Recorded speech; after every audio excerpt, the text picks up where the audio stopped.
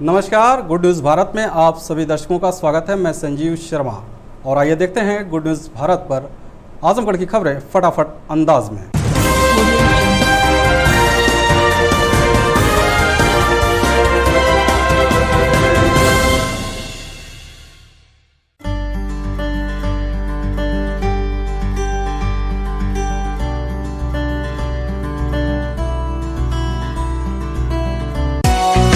We have wings, we can fly, look at the world in the eye. We have a heart that is kind and a wise, open mind. We have hope, we have love, we can rise up above.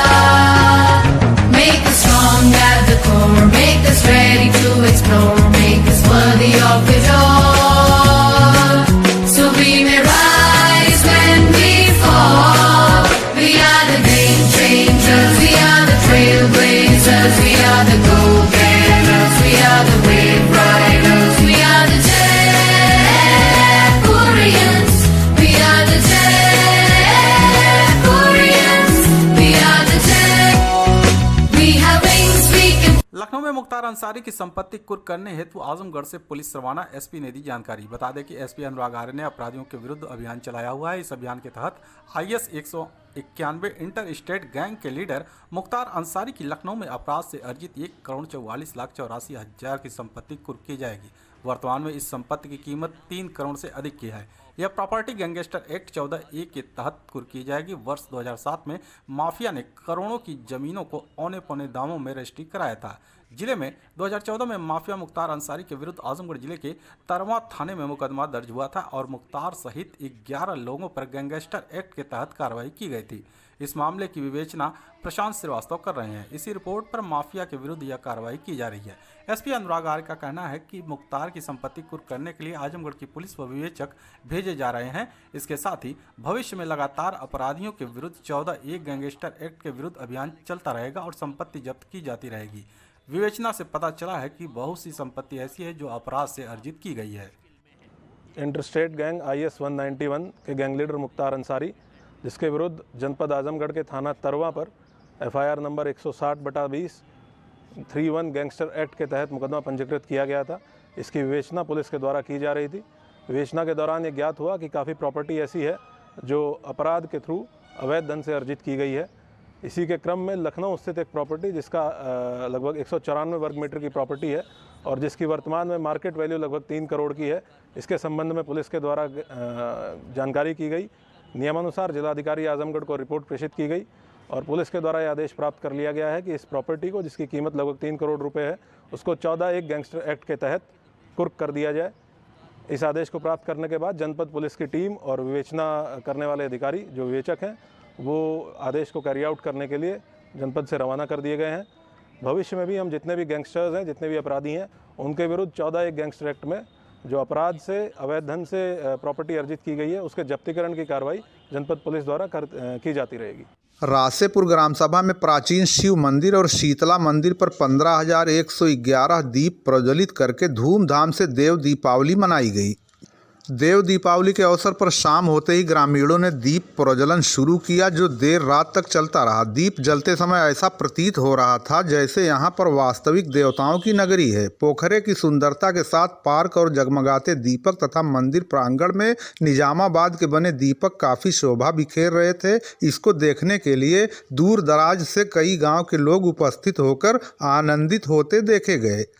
सरोवर में water boat पर बैठकर भी रात में काफ़ी लोगों ने आनंद लिया। इस कार्यक्रम में विशेष योगदान पूर्व प्रधानपति ज्ञानेंद्र सिंह उर्फ लड़ाई, अरुण सिंह, राजेंद्र पासवान, अब्बास अली हैदर, रियाज अंसारी, सुनील सिंह, समाजसेवी ब्रजभूषण रजक, जय श्रीवास्तव, शुभम सिंह, ननकू पांडे, गणेश चौहान, विशाल, नीरज जायसवाल, लटरू पासवान आदि लोगों के प्रयास से जगह जगह दीप प्रज्वलित किए गए। छात्र छात्राओं द्वारा दीपक जलाने से लेकर रंगोली बनाई गई। इस देव दीपावली में काफ़ी सुंदरता देखने को मिली, जिसकी लोगों ने खूब प्रशंसा भी की। आजमगढ़ में यातायात माह के तहत चिकित्सक ने यातायात कर्मियों को दी महत्वपूर्ण जानकारी। 55 वाहनों का हुआ ई-चालान। बता दें कि पुलिस उप महानिरीक्षक आजमगढ़ परिक्षेत्र अखिलेश कुमार, पुलिस अधीक्षक अनुराग आर्य की प्रेरणा से अपर पुलिस अधीक्षक यातायात सुधीर जायसवाल के कुशल निर्देशन के क्रम में यातायात कार्यालय में अपर मुख्य चिकित्साधिकारी डॉक्टर ए अजीज के द्वारा यातायात विभाग के यातायात कर्मियों व होमगार्ड को दुर्घटना के बाद के पहले 1 घंटे गोल्डन आवर्स व प्राथमिक उपचार के विषय में मौजूद पुलिस जन व पब्लिक को क्या करना चाहिए, जैसे दुर्घटनाग्रस्त को बाएं तरफ लिटाना, सिर थोड़ा कमर के नीचे होना चाहिए, नब्ज को चेक करना चाहिए, दुर्घटना के कारण टूटी हड्डी में कुछ स्केल या बड़ी कोई चीज़ लगाकर बांधना और तत्काल हॉस्पिटल पहुंचाना, अन्य उपयोगी जानकारी प्रदान की गई। मौके पर यातायात प्रभारी कौशल पाठक व अन्य यातायात कर्मी व होमगार्ड उपस्थित रहे। तत्पश्चात प्रवर्तन की कार्रवाई करते हुए यातायात प्रभारी द्वारा वाहनों की चेकिंग की गई, जिसमें हेलमेट, सीट बेल्ट, गलत नंबर प्लेट व अन्य यातायात के नियमों को उल्लंघन करने वाले 55 वाहनों का ई चालान किया गया। आजमगढ़ शिवली नेशनल कॉलेज में चल रहा मौन व्रत धरना प्रबंध समिति के आश्वासन के बाद हुआ स्थगित। बता दें कि शहर क्षेत्र के पहाड़पुर स्थित शिवली नेशनल कॉलेज में डॉक्टर इफ़कत जहां तदर्थ सहायक प्रोफेसर गेस्ट फैकल्टी प्राणी विज्ञान विभाग को अकारण हटाए जाने के विरोध में द मुस्लिम एजुकेशन सोसाइटी के सदस्यों का 8 नवंबर से चल रहा मौन व्रत धरना प्रबंध समिति के आश्वासन के बाद स्थगित कर दिया गया। बता दें कि the Muslim education society Azamgarh के सदस्य वसुद्दीन के नेतृत्व में सोसाइटी के अन्य सदस्यों ने शिक्षिका के उत्पीड़न के विरोध में मौन व्रत धरने पर बैठ गए। आखिरकार कॉलेज प्रबंध समिति के सदस्य शौकत अली धरना स्थल पर पहुंचे और धरनारत लोगों से बात की और उनकी मांग को पूरा करने का आश्वासन दिया। आश्वासन के बाद सदस्यों ने अपने धरने को स्थगित कर दिया। सदस्यों ने बताया कि यदि उनकी मांग को नहीं माना गया तो आगे हम लोग फिर धरना प्रदर्शन करने को बाध्य होंगे। आज सोसाइटी के सदस्य जनाब शौकत अली साहब आए और उन्होंने कहा कि आप लोगों की मांगें जायज़ हैं। हम जो आप लोगों की मांगों को मैनेजिंग कमेटी की मीटिंग जल्द ही विदिन 10 डेज जो है, क्योंकि मैनेजर साहब हैं नहीं, बीमार हैं, वो आ जाते हैं, मैं मीटिंग कॉल करके उसमें वसुद्दीन साहब ही वो खुद भी मेंबर हैं, वो भी रहेंगे और इंशाअल्लाह ताला आप लोगों की मांगें जायज़ हैं।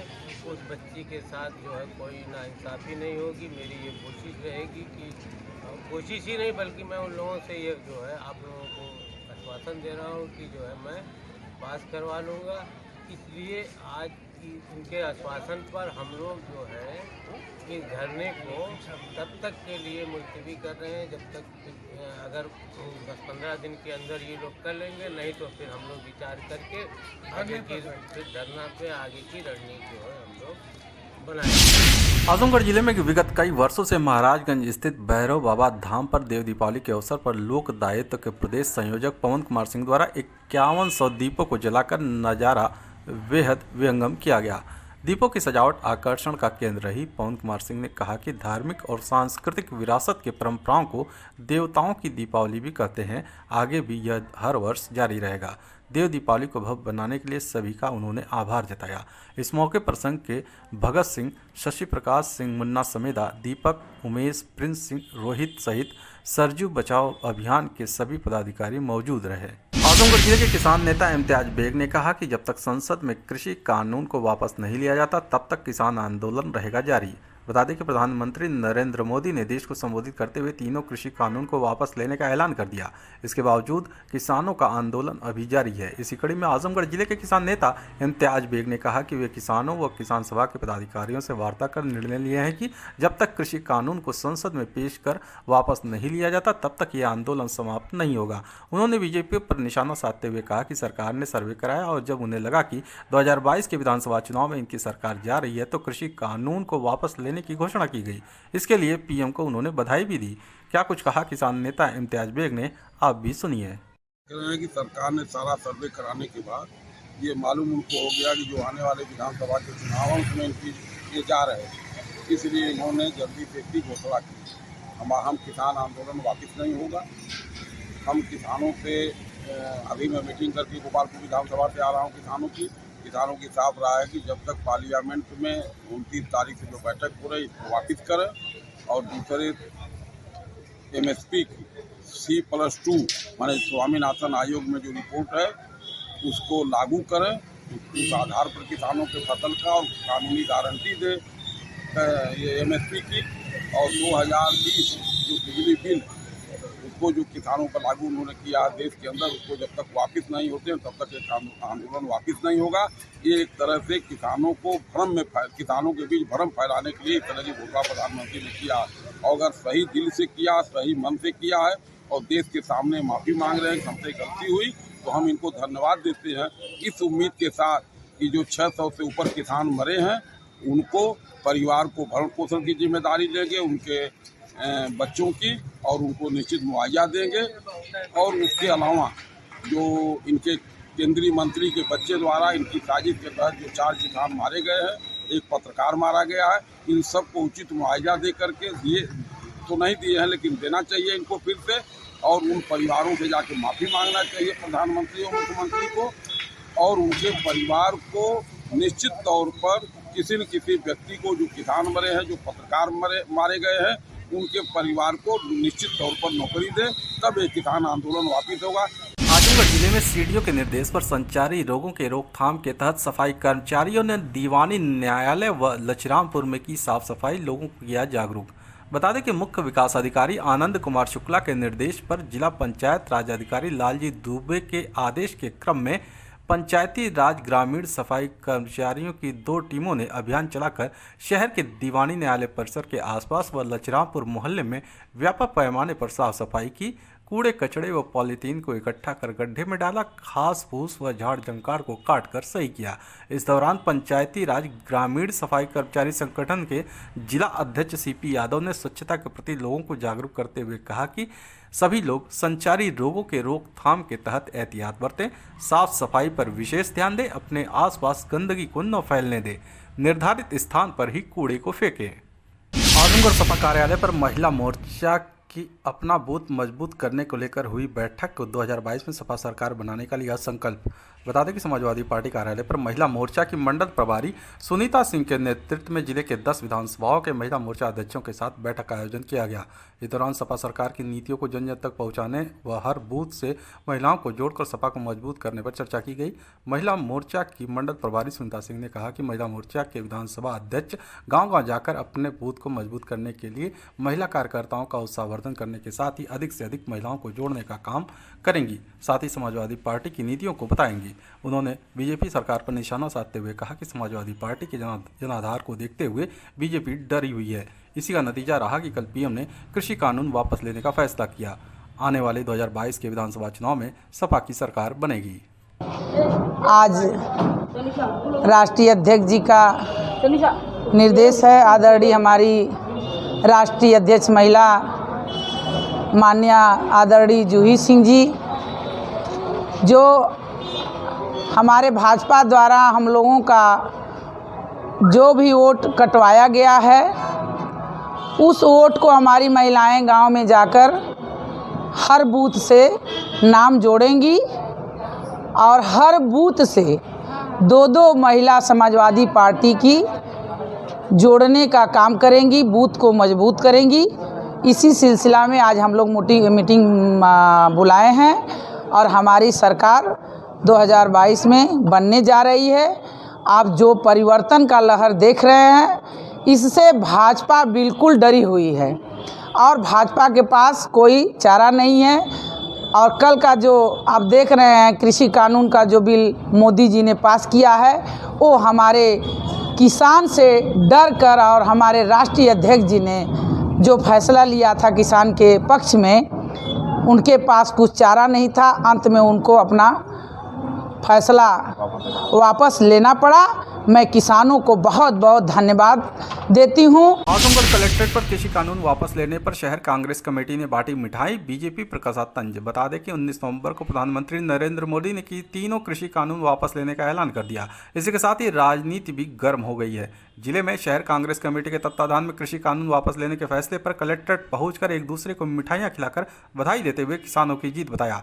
शहर कांग्रेस कमेटी के अध्यक्ष नजम शमीम ने बीजेपी पर तंज कसते हुए कहा कि सामने चुनाव नजदीक आने पर पीएम ने घोषणा की है, लेकिन किसान भाइयों को अभी सचेत रहने की जरूरत है। कल कहीं इसे जुबलाना साबित कर दिया जाए, इसलिए पूरी तरह से जब तक कृषि कानून वापस नहीं होता तब तक अपना धरना जारी रखें। आज जो है हम लोग जो किसानों की बिल 3 कानून जो किसानों किसानों के ऊपर भारत सरकार द्वारा थोपे गए थे, ज़बरदस्ती थोपे जा रहे थे, उनको किसानों की दृढ़ संकल्प, दृढ़ इरादे, मजबूत इरादे को देखते हुए जो किसान पिछले 1 साल से दिल्ली के बॉर्डर पर जमे हुए थे और आखिरकार जो है सरकार को जो है झुकना पड़ा और तीनों काले कानून को वापस लेने की हमारे देश के प्रधानमंत्री नरेंद्र मोदी जी ने घोषणा की। लेकिन हम घोषणा पर जो है किसानों को बधाई देना चाहते हैं, लेकिन इनकी बातों पर हम बिल्कुल जो है विश्वास नहीं करते कि ये जो है ये आज कहें कि वापस कर लेंगे, क्योंकि चुनाव है सामने और जगह जहाँ इनको हार का सामना करना पड़ रहा।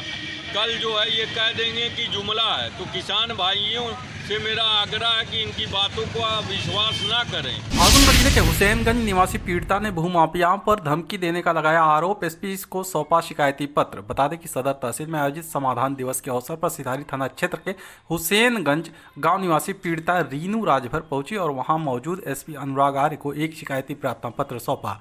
शिकायती पत्र के माध्यम से पीड़िता ने बताया है कि गांव में सड़क पर स्थित गाटा संख्या 180 में पति सह खातेदार हैं, जो कीमती जमीन है। उस भूमि को हड़पने की नीयत से रानीसराय थाना क्षेत्र के तमौली गांव निवासी एक भूमाफिया ने पहले मेरे पट्टीदार का जमीन बैनामा कराया। बैनामा में चौहद्दी मेरी भूमि का देकर कब्जा करने लगा। पीड़िता का आरोप है कि सपा सरकार में भूमाफिया ने उसके पति को कई बार घर से उठवाकर मारा भी पीटा भी।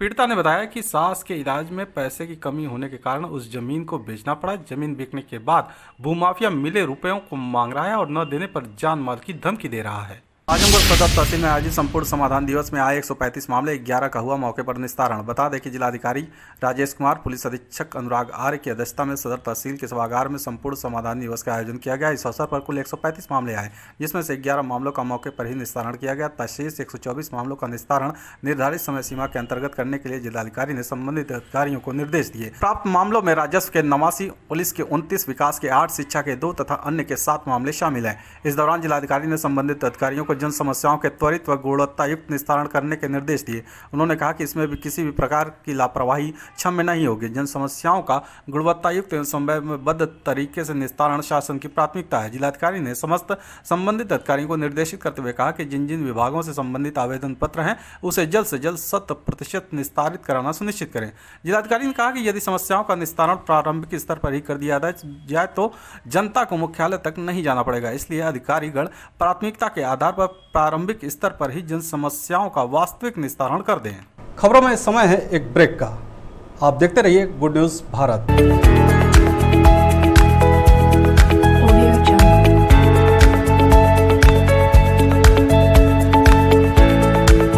ब्रेक के बाद एक बार फिर से आपका स्वागत है और आइए देखते हैं आजमगढ़ की खबरें फटाफट अंदाज में।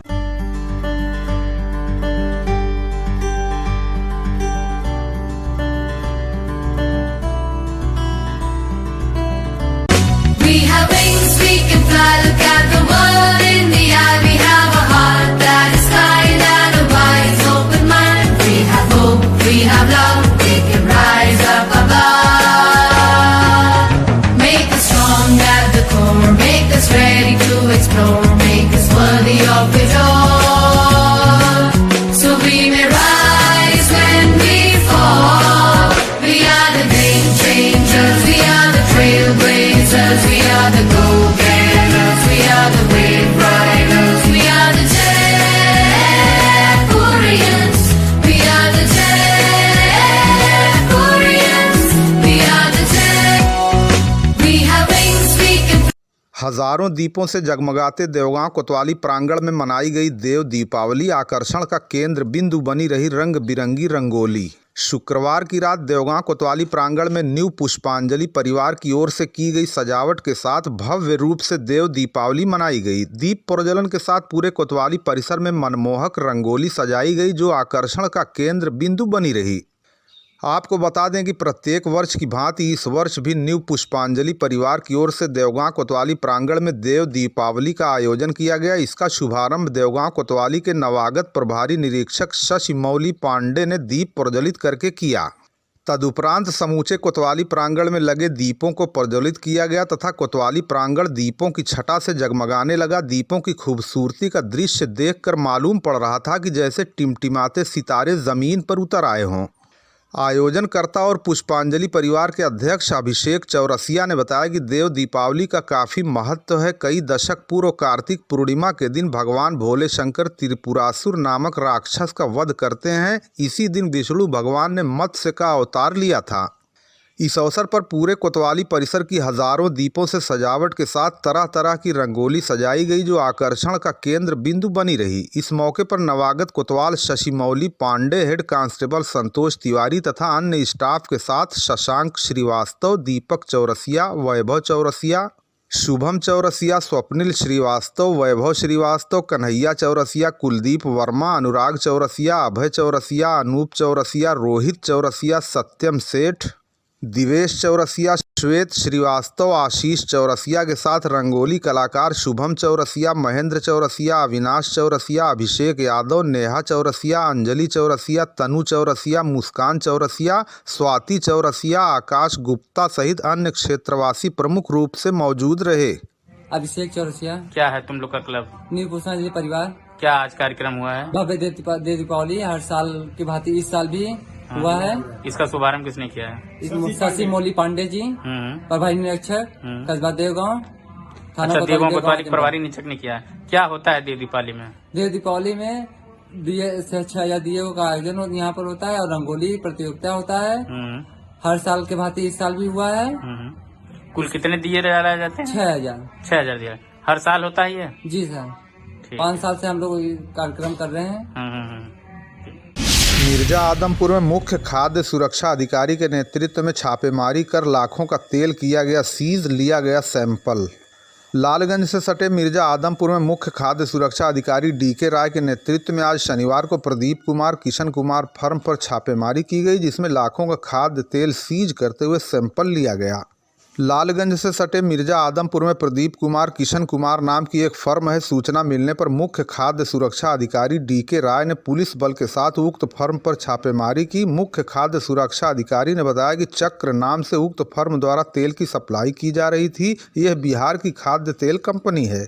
उन्होंने बताया कि पैकेजिंग और लेबलिंग में नियमों का उल्लंघन और गुणवत्ता पर संदेह होने पर करीब 1350 लीटर खाद्य तेल, जिसकी कीमत करीब 2,85,000 रुपये बताई जा रही है, सीज किया गया और 1 लीटर तथा आधा लीटर तेल का सैंपल लेकर जांच के लिए भेज दिया गया है। इस अवसर पर लालगंज खाद्य सुरक्षा अधिकारी प्रेमचंद भी मौजूद रहे। कांग्रेस के लालगंज ब्लॉक अध्यक्ष अहमद वकार ने सरकार द्वारा तीनों कृषि कानून वापस लेने पर कहा कि यह किसानों की बड़ी जीत है।